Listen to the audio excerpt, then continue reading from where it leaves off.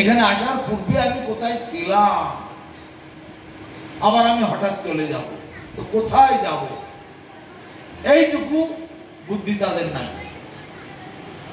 তাহলে তারা কিসের মানুষ, কিসের জ্ঞানী গুণী?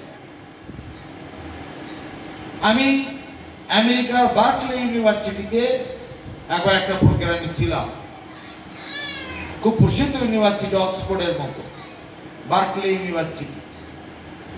সেখানে আমাদের 2 ঘন্টার প্রোগ্রাম ছিল। বড় বড় শিক্ষিত লোকেরা,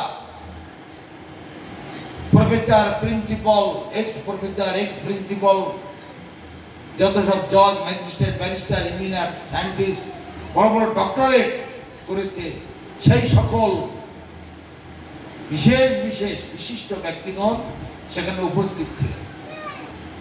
একটি সাধারণ প্রশ্ন করেছিলাম, আপনারা এত কোটি কোটি টাকা খরচা করে জগতের মানুষকে এত শিক্ষা দিচ্ছেন কেন? এত শিক্ষা দিলে তাদের কি লাভ হবে? আপনাদেরও বা কি লাভ হবে? আর শিক্ষা যদি এদের না দেওয়া হয় তা ক্ষতিটা কোথায়? সব স্তব্ধ হয়ে গেল। এইটুকু প্রশ্নের উত্তর দিতে পারলাম।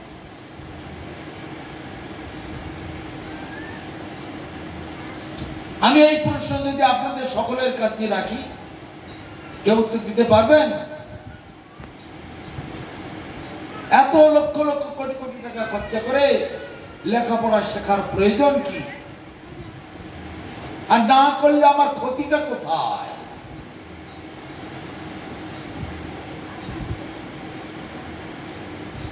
এত বড় বড় সব ডক্টরেট নিয়ে বসে আছে, বড় বড় ইঞ্জিনিয়ার, সব বিজ্ঞানী, বড় বড় অতি দামি দামি লোক, সব উচ্চ শিক্ষিত লোক, তারাই হতভম্ব হয়ে গেল। একটা ছোট্ট প্রশ্ন, আর আমি কে, আমাকে এ খোঁজা তো দূরে থাকুক, এইটুকু প্রশ্নের উত্তরও দিতে পারলো না।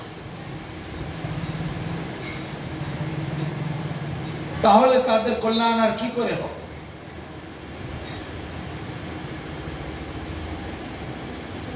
অতএব আমরা যদি এখনো জেগে না উঠি,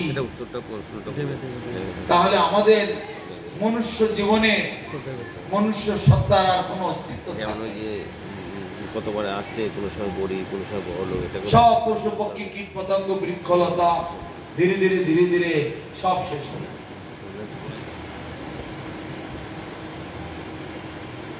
প্রত্যেক ক্রিয়ার সমান এবং বিপরীত প্রতিক্রিয়া আছে। কেন বললাম আমরা 84 লক্ষ জন্ম কেন আমাদের ঘুরতে হচ্ছে? কর্ম অনুসারে।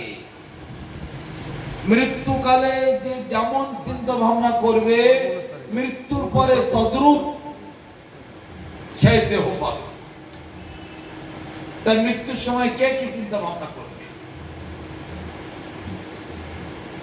সারা বছর ধরে যেমন ছেলেপুলেরা পড়াশোনা করে, ফাইনাল পরীক্ষার সময় কি লেখে তারা? যা সারা বছর পড়েছে তার মাঝখান থেকে যে প্রশ্ন আসলো সেটাকে লিখলে, খুব সহজ। কিন্তু এটাও মানুষের মাথায় ঢোকে না। যেমন কর্ম তেমনি ফল। পূর্ব জন্মার্জিত কর্ম ফলম পশ্চাৎ ধাবতি ধাবমান। পূর্ব পূর্ব জন্মের কর্মফল সকলের পিছু পিছু ধেয়ে চলেছে। তা আমার পূর্ব জন্ম, তার মানে আমি পূর্বে ছিলাম, আবার আমার মৃত্যুর পরে এরকম হবে। তার মানে আমি মৃত্যুর পরেও থাকবো, না থাকলে আবার সেরকম পরিস্থিতি হবে কেন? তার মানে আমি ছিলাম, আমি আছি, আমি থাকবো। কিন্তু আমাকে কোন স্বরূপে, কিভাবে, কেমন ভাবে আমাকে থাকতে হবে সেটা জানতে হবে। যেমন এক্ষুনি যে পাওয়ার হাউসের কথা বললাম, এই আলোগুলো যখন যখন লোডশেডিং হয়ে যায়, এত আলো সব কোথায় যায়? লোডশেডিং যখন হয় এত আলো কোথায় চলে যায়? যেখান থেকে সাপ্লাই হচ্ছিল সেখানেই থেকে যায়, আলোটা নষ্ট হয়ে যাচ্ছে না। আবার চালু করলো আবার চলে আসলো। তেমনি আমরা যখন মরে যাই আমরা আমাদের সেন্টারে চলে যাই। যেমন বৃষ্টি হয়, জলগুলো কোথা থেকে আসে? আকাশ থেকে পড়ে। আকাশে জলটা আসে কোথা থেকে? সমুদ্রের জল, নালা নর্দমার জল, স্থলভাগের জল সূর্যের তেজে বাষ্পীভূত হয়ে আকাশে উঠে যায়। সেখানে ঠান্ডা বাতাসের সংস্পর্শে ভারী হয়ে যায়। ভারী যখন হয়ে যায় বাতাসে আর ভাসতে পারে না, তখন মাটিতে নেমে পড়ে। আবার এখান থেকে শুকিয়ে আবার উঠে যায়। তদ্রূপ যেখান থেকে আসে সেখানেই চলে যায়। তার মানে জল আসে সব সমুদ্র থেকে, সেই সমুদ্রেই আবার সব চলে যায়। নদী নালা, খাল বিল বা বিভিন্ন ভাবে যত জল আসে সব সমুদ্রে প্রবেশ করে। আবার ওই জল শুকিয়ে আকাশে উঠে আবার পড়ে। তাহলে আমাদের বুঝতে অসুবিধা নেই জল কোথা থেকে আসে কোথায় যায়। তদ্রূপ আমরা ভগবানের কাছেই ছিলাম, এখনো ভগবানের কাছেই আছি, আবার ভগবানের মধ্যে আমরা প্রবেশ করি। তবে আমাদের কে ভগবান স্বতন্ত্রতা রেখে দিয়েছেন। স্বাতন্ত্রত্ব মানে স্বাধীনতা দিয়ে রেখেছে, সেখানে কোনো হস্তক্ষেপ করেন না। এই হলো ভগবানের খেলা। আমাদেরকে স্বাধীন দিয়ে রেখেছে, তুমি স্বাধীনভাবে ঘোরাফেরা করো। যেমন এই বাচ্চাগুলো মার করলে বসে আছে, সাথে হাত পা ছেড়ে রেখেছে। নিজের হাতে নিজের হাত নিজের মুখে দিয়ে যদি কামড়ে ধরে, নিজের চোখে নিজে যদি আঙুল দিয়ে গুঁতো দেয়, ভগবানের দোষ? এখানে একটা আপদ বিপদ হলে যারা একটু ভক্তি টক্তি করে তারা আবার ভগবানের দোষ দেয়। ভগবানের বিচার নাই, ভগবানের বিচার নাই।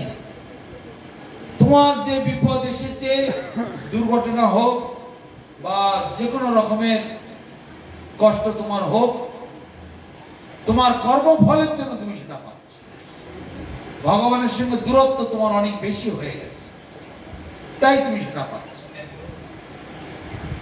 তা তোমার অস্তিত্ব বা তোমার এই ব্যক্তিত্ব বা তোমার এই যে বিনাশ, তার মানে দেহের বিনাশ, আত্মার কখনো বিনাশ হয় না। তাহলে আত্মা সে অবস্থায় আমি কি করে বুঝবো আমি পূর্বজন্মে ছিলাম, পরেও আবার থাকবো?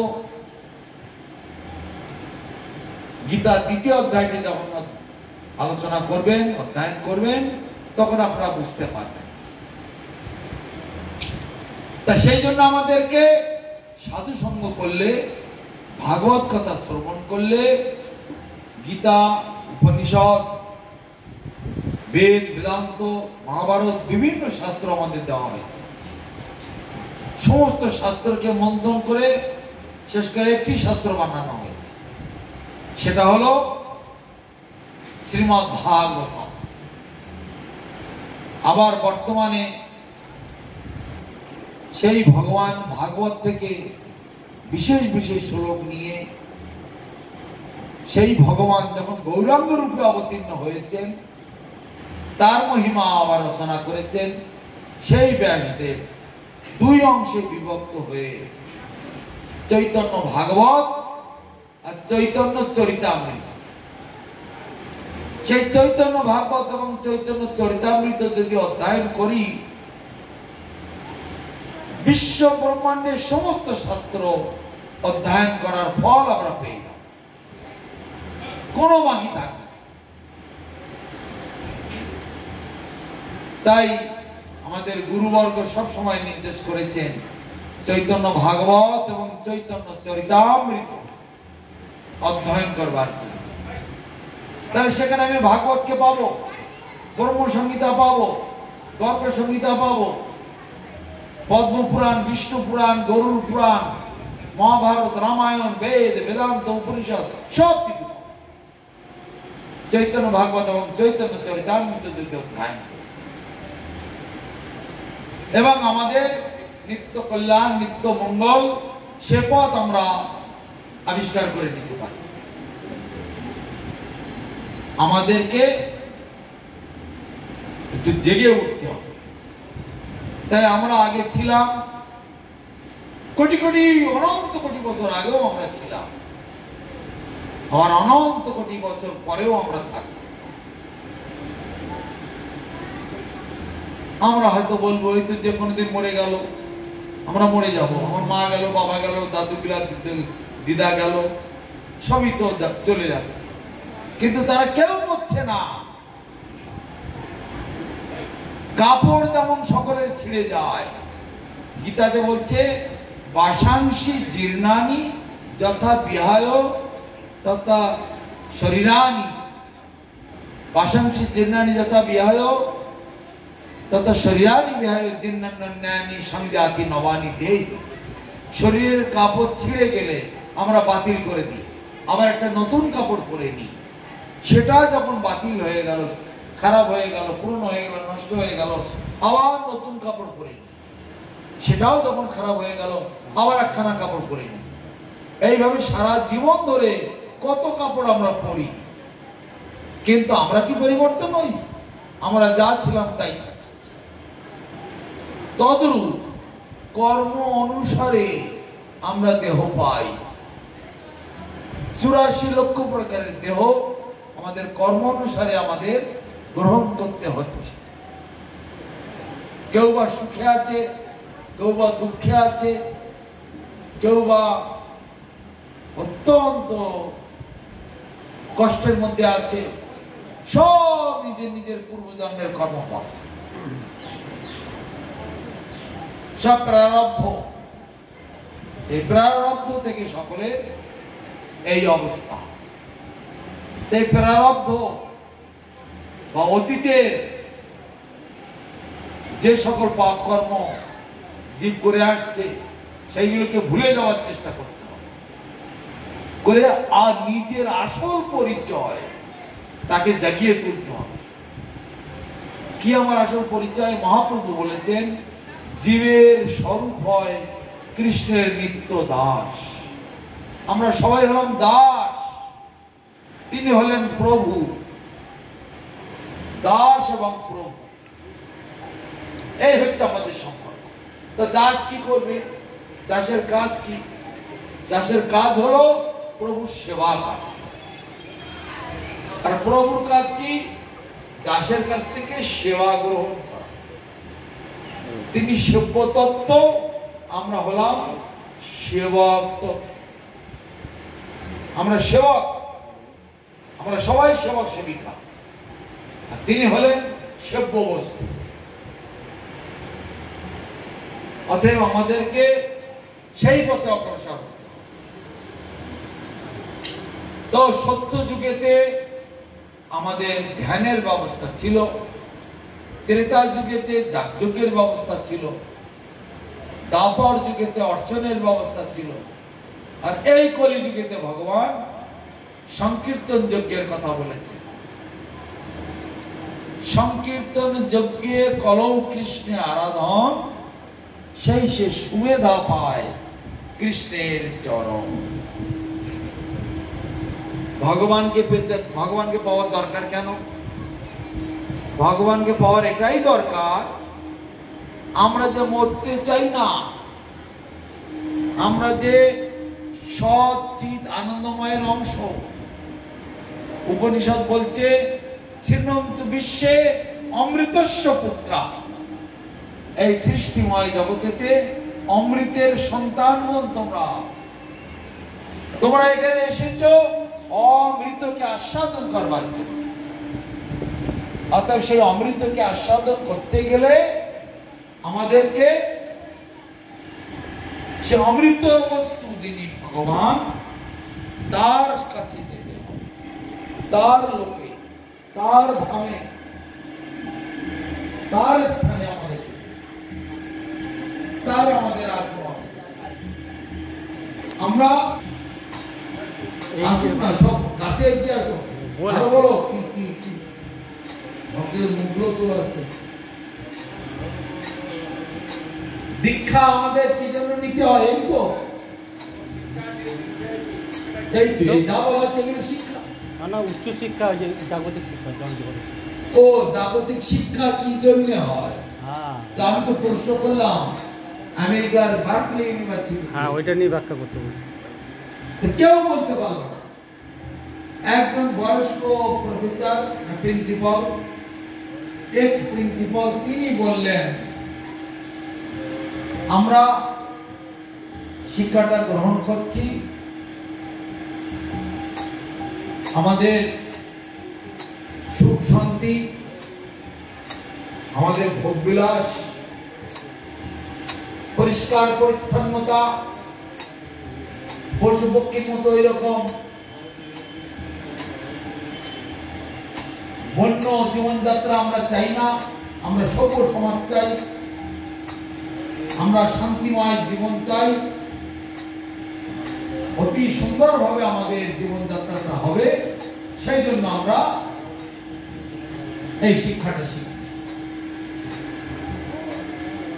তখন আমি উত্তর দিলাম, your answer is wrong. I'm never expecting this type of answer from you. This answer only can give the children. এই ধরনের প্রশ্ন আপনার কাছ থেকে আমরা কখনো আশা করিনি। কেন? এই প্রশ্নের উত্তরটা এরকম ভাবে উত্তরটা দিতে পারে একমাত্র শিশুরা। কিন্তু আপনি শিশু নন, আপনি একজন এক্স প্রিন্সিপাল প্লাস ডক্টরেট, জ্ঞানী মানুষ। আপনি আপনার কাছ থেকে এইরকম উত্তর আমি কখনো আশা করি। এই উত্তরটা ছেলেপুলেরা দেবে। আপনার মতো একজন মহাজ্ঞানী, একজন ডক্টরেট ব্যক্তি, তিনি এরকম উত্তর দেবেন? এটা কখনো মানায় না। উনি লজ্জায় পড়ে গেলেন। সবাই চেয়ারে বসেছিলেন, নিচে কার্পেট বেছানো, উনি লজ্জায় চেয়ার থেকে নেমে মাটিতে বসে পড়েছেন। তাই তো আমি যে প্রিন্সিপাল একজন, আমি যে একজন জ্ঞানী মানুষ, আমি এরকম বলছি শিশুর মতো উত্তর দিলাম? এই উত্তরটা একমাত্র শিশুরা দেবে, চিল্ড্রেন, ছোট 10-12 বছরের বাচ্চা কাচ্চা, 15 বছর, এরাই দেবে। আমি একজন 70 বছরের পুরনো জ্ঞানী শিক্ষিত মানুষ, আমি কেন এই ধরনের উত্তর দিলাম? আর সবাই স্তম্ভিত। কিন্তু কারো মুখ থেকে উত্তরটা বেরোলো না। তখন আমি টেবিলে চড় দিয়ে বললাম, কিসের ডক্টরেট, কিসের উচ্চ শিক্ষা, কিসের প্রফেসর প্রিন্সিপাল? এই সাধারণ একটা প্রশ্নের উত্তর দিতে পারেন না? একটু ধমক দিয়ে যখন বললাম, তখন ওরা চমকে উঠল। তখন হাত জোড় করছে, please kindly you give the answer, দয়া করে আপনি উত্তরটা দিন, আমাদের মাথায় ঢুকছে না, আমরা বুঝে উঠতে পারছি না উত্তরটা কি হবে। তখন আমি উত্তর দিলাম, এখানে 2 রকমের শিক্ষা, একটা হলো জাগতিক শিক্ষা আর একটা হলো পারমার্থিক শিক্ষা। একটা হলো জড় জ্ঞান আর একটা হলো দিব্য জ্ঞান। এই 2 রকমের জ্ঞান।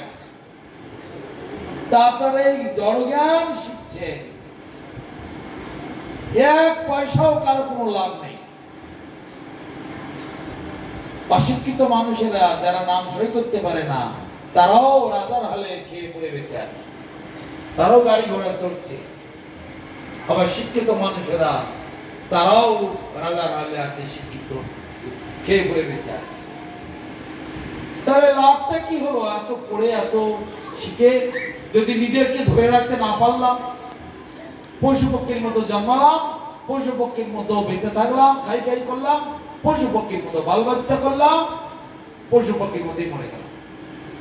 তাহলে শিক্ষিত লোক মরে যাচ্ছে, অশিক্ষিত লোকও মরে যাচ্ছে। তাহলে হলোটা কি?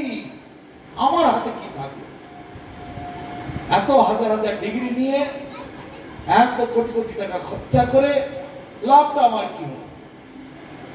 সেই যখন নিজের অস্তিত্ব ধরে রাখতে না পারলাম, তাহলে যে জ্ঞান আমাকে এই মৃত্যুলোক থেকে, এর জগতে আরেকটি নাম আছে, এই যে সংসার, এর ভালো নাম আছে কিলা অশাশ্বত, মানে অস্থায়ী এবং দুঃখের আলয়। নিরন্তর এখানে কেবল দুঃখ। এই পৃথিবীতে, এই জগতে কেউ সুখে নেই, কেউ সুখে থাকতে পারে না এখানে। কেন? এটা হচ্ছে সংশোধনাগার। সংশোধনাগার মানে জেলখানা। জেলখানার ভেতরে কেউ সুখে থাকতে পারে না। কেন? নিজের ইচ্ছা মতো সেখানে চলাফেরা যাবে না। জেলখানার ভেতরে বন্দী, আমার স্বাধীনতা সেখানে চলবে না। কেন আমি জেলখানায় গেলাম? আমি জেলখানায় গেছি আমার কর্মফলে। যে এই জগতের মানুষেরা জেলখানায় কেন যায়? সরকারের একটা আইন আছে, নিয়ম আছে। সেই নিয়ম যারা ভঙ্গ করে তারা যায় জেলখানায়। জগতের মানুষের সরকারের নিয়ম ভঙ্গ করলে তাকে জেলখানায় যেতে হবে। তাহলে ভগবানের জগতে একটা নিয়ম আছে, সেই নিয়ম যারা ভঙ্গ করেছেন তাদেরকে ভগবানের এই জেলখানায় আসতে হবে। আর এই জেলখানার কর্ত্রী কে? জেলখানার জেলার কে? জেলখানার জেলার হচ্ছে দুর্গা। আর দুর্গা নামটা হলো কেন? সবাই দুর্গা পুজো করে, কিন্তু দুর্গা কোথা থেকে এলো, দুর্গার পরিচয় কি, কেউ সেটা খবর নাই।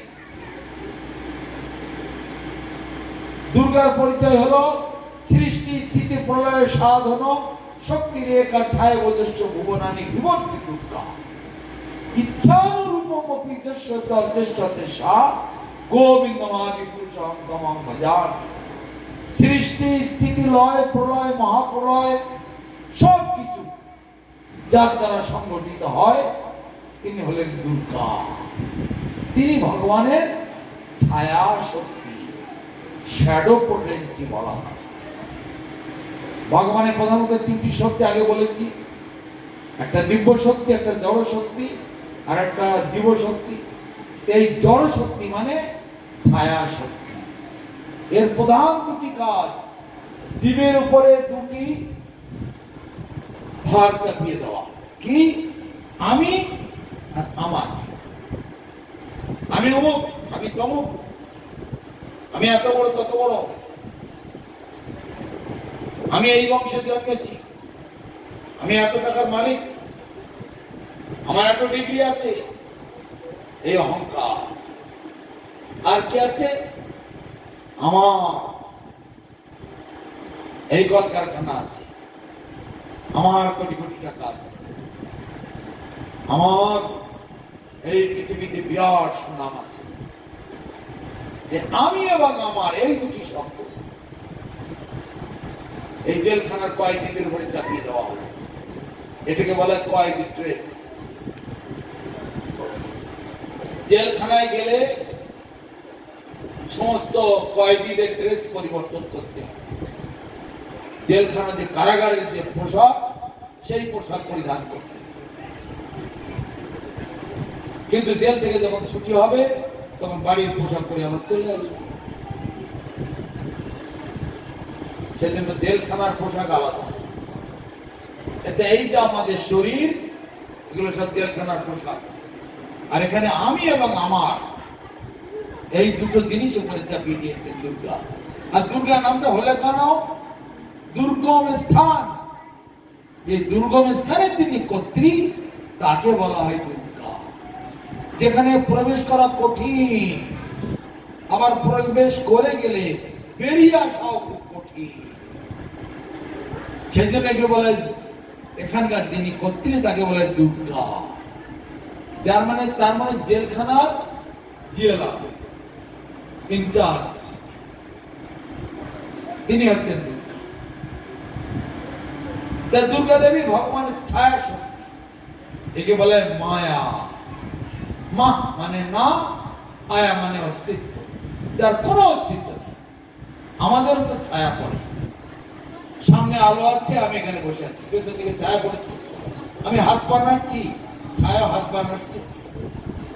আমি উঠে দাঁড়ালে ছায়া উঠে দাঁড়াবে, আমি চলে গেলে ছায়া চলে যাবে, তাই না? তাহলে সেই ছায়া এত শক্তি কিসের? ছায়া মানে মায়া। আমরা মায়ের দেহ পেয়েছি, মায়ের কাজকর্ম নিয়ে আছি। তা সেই প্রিন্সিপাল গায়ে আর সেই যত সব শিক্ষিত লোক ছিলেন তাদেরকে উত্তর